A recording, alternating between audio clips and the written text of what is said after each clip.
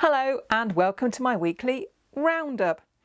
On the Small Business Big Network podcast this week, you can hear me chatting to Robbie Samuels, who's a multi-passion entrepreneur and networking expert who believes that when networking, you need to be more like a croissant than a bagel.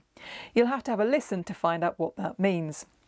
Further episodes have been recorded this week with Nathan Lomax from Quickfire Digital, Tracy Kimberg, who's a relationship expert, and Maggie Sarfo, who's a business consultant and Athena network leader.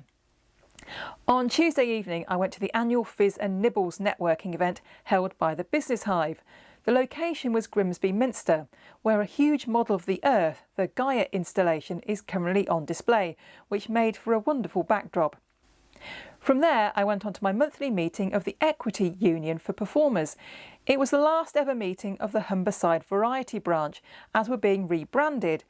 We will now be the East Yorkshire and Humber branch, and will be encouraging all local equity members to attend, not just variety performers. Not that our group was ever just variety performers anyway, because our nearest general branch used to be Leeds. So, if there are any equity members in this area that haven't been coming to our meetings because variety put them off, now is the time to come and join us. On Wednesday, I attended an introductory session of Read to Lead with Sarah Clayton-Jones, who was last week's podcast guest. Read to Lead is a business book club and networking event all rolled into one, and the book we were discussing was Born to Win by Zig Ziglar and Tom Ziglar.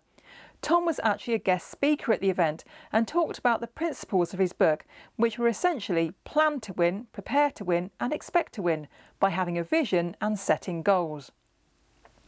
Today I've been to Gary Mumby's Christmas networking event for the Productivity Hub at the Lincolnshire Showground.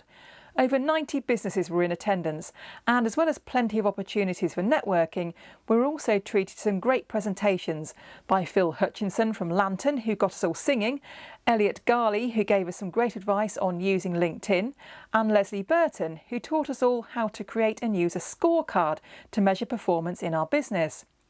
The keynote speaker was Alexis Kingsbury, who was a guest on my podcast a few weeks back, so it was lovely to meet him in person.